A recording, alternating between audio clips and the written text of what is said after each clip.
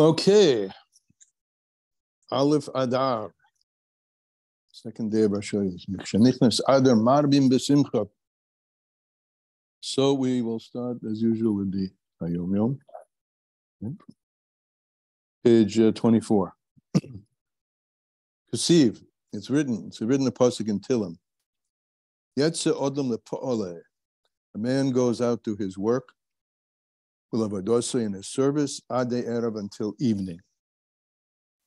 So let's darshan that, or let's explain it first. So it's written, there's a little note in parentheses, there are some explanations of various abbreviations in Torah or that begin this Hayom Yom, but we're not going into them because, as usual, we would have to get into the mimer itself to understand what the difference is between what's in the mimer and what's these corrections or annotations are. So, it is written, man goes out to his work and to his labor until evening. So every soul goes out, comes down into this material world, and each one has his own labor, general and particular tasks. So this then is the meaning of the verse. Man goes out to his work, the soul goes out from its position in the trove of souls, right? Unusual word. In the storehouse of souls, in the highest heavens, and descends from plane to plane until it comes to be invested in a body, right? Soul coming down, invested in a body. Body's down here first. Soul gets invested in it. And it comes invested in the body and in the natural and animal souls. That precedes the godly soul. The purpose of this descent is to go out to work. That there should be an Odom, a person who goes out to work, meaning to his general task of achieving dominance of form over matter. So it's explained in another Hayom Yom later on, 3 different classes of looking at the service of a human being. One is the focus on the physical, which is the perspective of Musar, which is to suppress the physical, which of course is not our way of doing things that we've emphasized many, many times. It is a mortification of the flesh. The other is Hakira, which is philosophy. So the first one is the preoccupation with matter and the mortification of the matter. The second is Hakira, which is philosophy, which is the preoccupation or centeredness on form.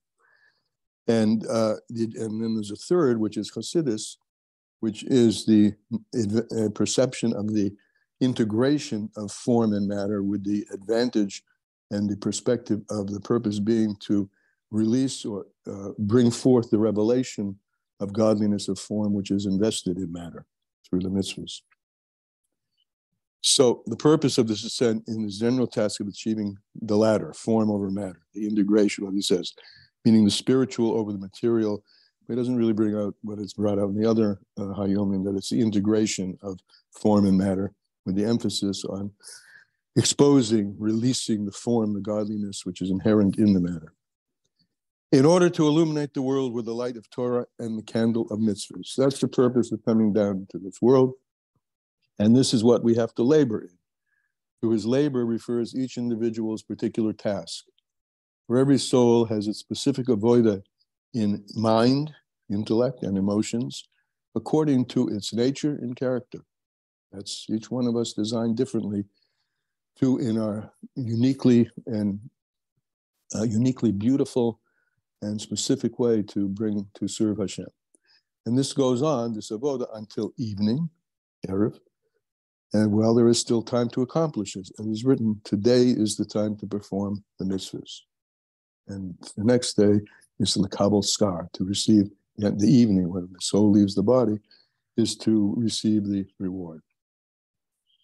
Now, he takes a shift and takes a look at this explanation of evening, which is when the soul ascends on high, in another way entirely.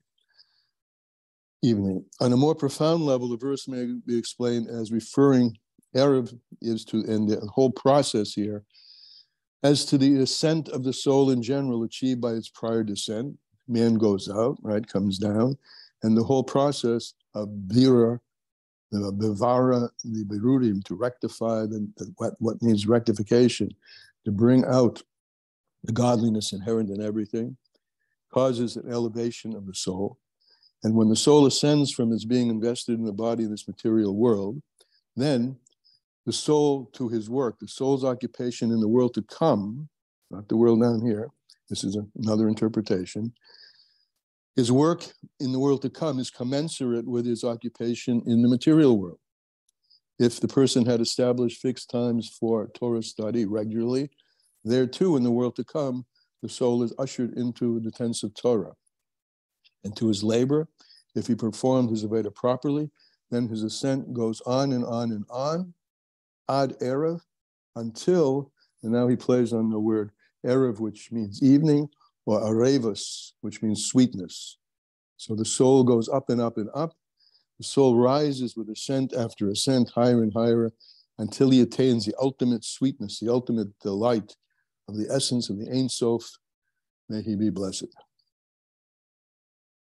Instead of erev meaning evening, arevus means sweetness. Same letters, ayin, resh, bez. Okay, that's Hayom Yom today. And we'll see now, hopefully, we'll look for it anyway, as we read and learn the today's Tanya lessons in Tanya, page 385, 1 Adar, in the classical Tanya, page 72. Page 72. Yeah. The line begins, it's about 2/3 of the way down the page, a little more. The line begins with Lochem. Therefore, David HaMelech said, Hatosi negdi somid. Remember, we left David HaMelech said, my sin is in front of me all the time. And we posed the question, and it's like a klotz kasha, meaning anybody would ask this, if he's a tzaddik, so how can his sin be in front of him all the time? And we explained yesterday, sin from that perspective means any lacking that could be fulfilled, or any step where there's a rung higher, so the lower step is called a chet, relative to the step up above. So this is all in the subject matter of tapping, releasing, inflaming the natural spark we have of godliness within us. So we go on today, and we say, No, I'm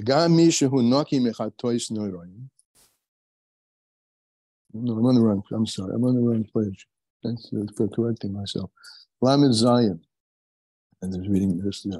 Lamed Zion. About a little above halfway down the page, right.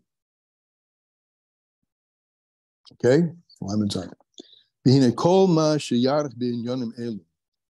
So anyone who really lengthens, spends a lot of time thinking about these things, and the things that we've been speaking about in general are that any negativity that you experience, whether it's spiritual, psychological, physical, etc., in any relationship, any phrase, any phase of life, any encounter in life, all has to do and should trigger and can trigger in yourself a sense of, there's a disconnect going on. I'm disconnected from MS, because if I were connected with MS, I wouldn't have any of this negative feeling going on at all, because MS is ultimately the Or Ein Sof. And when the light shines, there's no darkness. So if there is darkness, it's because I haven't been and need to engage in activities which will turn on the light. So if a person will think about what we just said at length, the mershavta in one's thought, and also concentrate on this when one is learning in the holy books, and think about the distance. If there is a distance, if there is a darkness, it should bother you. And that should create a shviras hablev. It should be a brokenheartedness over the fact that I'm in a state of darkness. And this again is a bitterness not a depression. Over and over, I say this because the Alter Rebbe emphasizes it over and over. This is a motivational darkness, a darkness that says, I want out of this place. That brokenheartedness, bekirboy, and in one's midst, the nivze be'enov, and a person should feel despicable in his own eyes or her own eyes, because we know there is something totally opposite this, and totally, which has a totally positive effect if we will just connect with the thoughts, Torah avoidu gemilas hasodim. If we will effectively connect with the learning, the davening, and the doing in the way that we have been learning in Hasidus particularly, which gives us an insight into what all those things are about, and feel bad if you're not. Just say, look, I'm sick of this. That's the attitude. I'm sick of this. I'm going out of this, and I know I have pathways out of this. And the pathway, when one goes out of this, I know I have an nefesh elokis. I know I have a light shining inside of me that I'm not illuminating. But I'm going to do that. And I'm going to feel bad and use that darkness to transform that darkness into light by utilizing that energy, by starting with the broken heart, right? It says that there's no heart nothing can contain a blessing like a broken heart. So it's a place to start. It's not a place to end up in. Kakotsuv, as it's written in Tillim, betachlis hamios. David HaMelech says, with a complete disgustedness. I'm disgusted with myself, and darn it, I'm out of here. Limois chayav mamish, to be disgusted with the life that's a life of darkness. And what are you despising? Again, he emphasizes, and I'm going to emphasize, you're not despising your body, you're despising and find disgusting the sitra achra. I'm going to push that sitra achra, the dark side, out of my life. I'm going to squeeze that darkness right out of my life. And cause it to come down, to fall from its greatness, its hardiness, gasus aruach, its hardiness, the gavoyasum and its elevatedness, which this sitra achra lifts up itself, al or kedushas, and blocks like an eclipse of the sun. Cloud in front of the sun. I mean, I know eclipse doesn't happen with cloud, but you just think that mushal. There's a light shining all the time, and it's up to us whether we obscure it or whether we reveal it. So I'm going to push away the darkness of the Sitra Achra, which is hiding the holiness of the Nefesh Elokis, of the godly soul, and darkening its light. The Gam Yeroim Oleha B'Koil Rash, and scream at it if you have to. B'Reiges, and get angry at it. L'Hashpila, to lower it. Kamaimar Rizal, as the sages have said, excuse me, it's in Gemara Bruchas, a person should always anger the Yetzer Tov over the Yetzer Hara. Shenemer, as it says, Rogzu in Tillim. It says that the rage and do not sin. To rage against the Nefesh HaBahamis, which is the Yetzer Hara. Interesting, right here. Here's one of the places where people discuss amongst the who learn Chassidus, is the Yetzer Hara, the Nefesh HaBahamis, the same thing? Well, here, yeah, he says so. Nefesh HaBahamis shehi Yetzer Hara, but in many other places, there's clearly a difference, and we've talked about this because the Yetzer Hara is what produces the negative drag on the animal soul, whereas the animal soul itself is designed to exercise its animal powers to lift up the godly soul to a very high place. But here is an example of where he does equate them.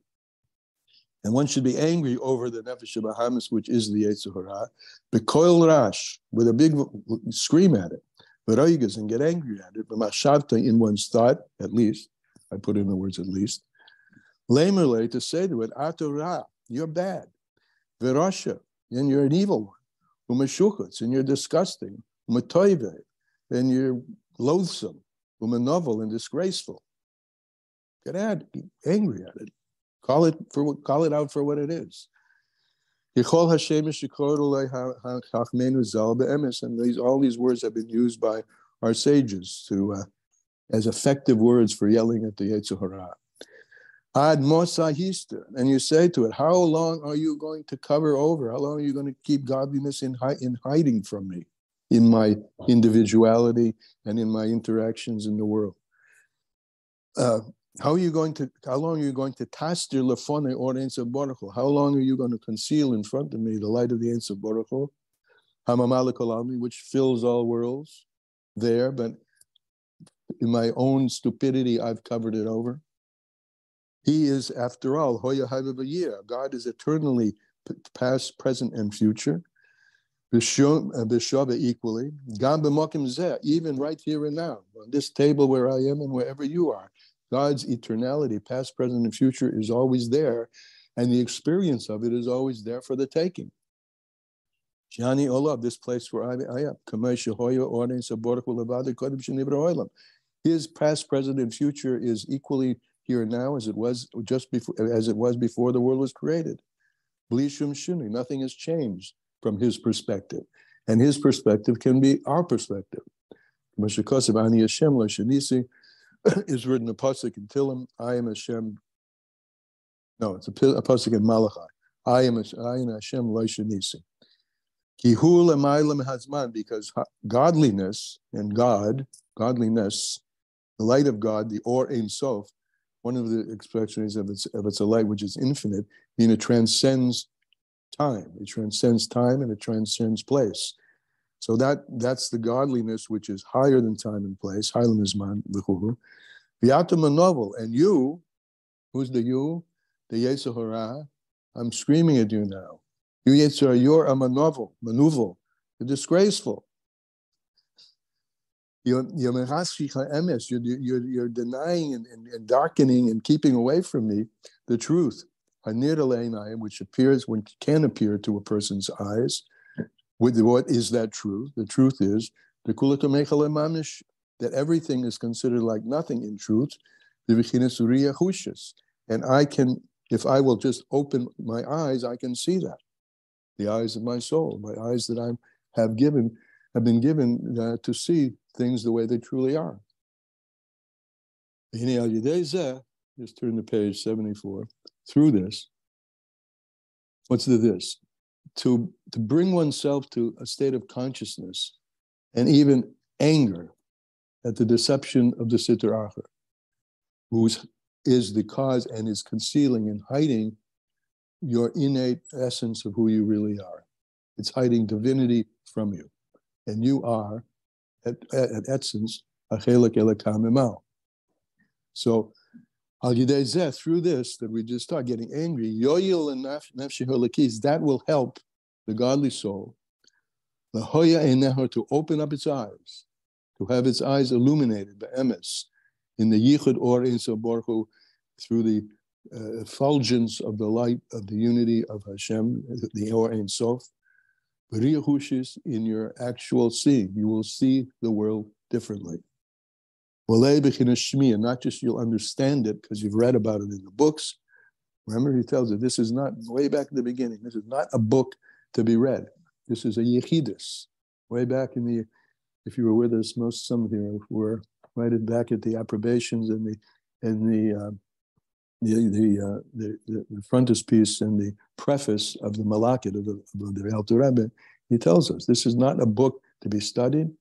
These are teachings to be internalized. And if one teaches them and internalizes them, then one gets to live with God consciousness, basically.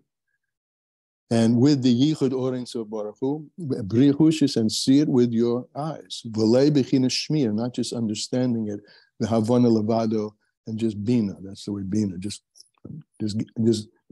knowing it in your brain. Meshikatsu b'macham is written in another place. Zehu shoresh kol avoda, and he ends powerful. This, right? Everything begins with the feeling of, if I'm being, put it this way, if you were being robbed of all your money, you would be excited and maybe even angry that it happened, and excited to find and get the thief. So here he's saying the beginning of all avoida is to know that if you're not experiencing and living with God consciousness, that you are being essentially robbed of who you are. And you know what? There's nobody else, it's not anyone outside of you who's robbing you. It's your, maybe either out of ignorance at the beginning or out of laziness or for whatever, not dealing with the force of darkness which God has put within you for the sake of your overcoming it. And the source of all avoida is to overcome it. And in that way, automatically, to remove away the cloud which is blocking the essence of the holiness and the essence of Elokus, which is within each and every one of us. And that's how he ends today. This is Kol HaAvoida. This is the root of all avoida. Wow. So what? Comments, questions? So I guess anger has a place. Mm-hmm. It seems so weird to me that he says to yell at it and raise your voice. Why? Well, I mean, it doesn't matter why, but yeah, anger has a place, absolutely. Yarg is, it's for a quote from Gemara Brooklyn. Oilam yarg is yetzer toiv yetzer hara. Person should always anger the yetzer toiv over the yetzer hara. But you see, it's a positive use of anger. We get angry, and all those angers that most of us, a lot of the time, anger that we have is really an avera. You know, we're getting angry at people, getting angry at situations, angry at what he said, what she said. This is utilizing the anger for the sake of dispelling the darkness. Because everything God gave us can be used. You know? Yes. Do Hasidim actually do this? Do they do this? I don't know. We have a few Hasidim on the call. Right? I mean, I do. I get PO'd at myself. And you raise your voice, you say, you raise your voice at your own self and you say, how dare you block the light of Hashem? Well, in other words, and I don't usually do it out loud, but so sometimes it's I have to confess that it's like angry at God. Why are you doing this to me? You know, but the others there also, you know, I'm not gonna accept it. I'm just not gonna accept it. You know, that's just stubbornness. I think a few of us on the call are pretty stubborn people. Okay. Aviva, go ahead. Okay, so it's by objectifying and isolating you in this method, you you don't self-identify with this really, really nasty thing that's like iggling you. Right. You are, like I just said, you're objectifying it, you're isolating it, and it could be on your shoulder and you could flick it off. Exactly. In some kind of a way. This is, I mean, it's like what nasty governments do to like rile up their citizens against other citizens. But yeah, it's brilliant. That's great. All right, beautiful. Okay. Yes, Rivka. Yeah, it's much easier to do after the fact. The hard part is doing it before the fact. To get to talk yourself down. It's basically right to control. To, as you say, speak to your nefesh habaham, speak to your yetzer hara. It's much easier to do afterwards. Like, oh, why did I do that? Why did I say that? What how stupid. Why? Yeah, that's one thing. But the trick is to do it beforehand. And I think that's what we were talking about yesterday, is to try and think before you speak, and trying to, be a little more I mean, definitely, we said that yesterday. Think before you speak. This is a little bit different twist. This is when you find yourself, right? You're waking up and finding yourself not wanting to get out of bed, right? So I think, I mean, I do this to myself. I sometimes, and pretty often, have to come up with some thoughts. Well, I have to get out of bed. I can't waste this day, or I have an obligation. So that's where he's starting today with. You're finding yourself in a state of negativity. Don't be comfortable and don't accept that state of negativity. On the contrary, use the force of anger against that negativity to move yourself away from there. Get out of bed, turn on the lights. Well, I'm saying it's easier to recognize that after the fact, after you stumble, after you fall. Maybe. To do beforehand is a good trick. It means it's a lot of self-awareness. That's all, to see where it is, where you're at. Right. Where you're at. Absolutely, it is self-awareness. Observe yourself, and be aware of where you are, and realize, really deeply realize, not just understand, but realize that if you are observing yourself and finding yourself in a state of darkness, unacceptable. You can change it. Okay. Yeah, you can change it. Right. Anybody else? So I think that last phrase that you said is a pretty good. Hey, you can change it. You have the power to change it. Don't be fooled, right? That was language sealed. Don't be a fool. The Yetzer Hara itself is called the old and foolish king, because first of all, he's old. This is actually brought in the Siddur. He's old because he precedes the Nefesh Elokis. He has age on him, right? But he's foolish, and he can trap you in his foolishness. Don't let it happen, and let's look for opportunities all day today, not to be trapped, and on the contrary, to spring the trap and let the light in. It's fits with Simcha Poretz Getter. Absolutely, breakthrough. Got it. Nice. Okay. Thank you. Have a good day. Chodesh Tov. Chodesh Tov.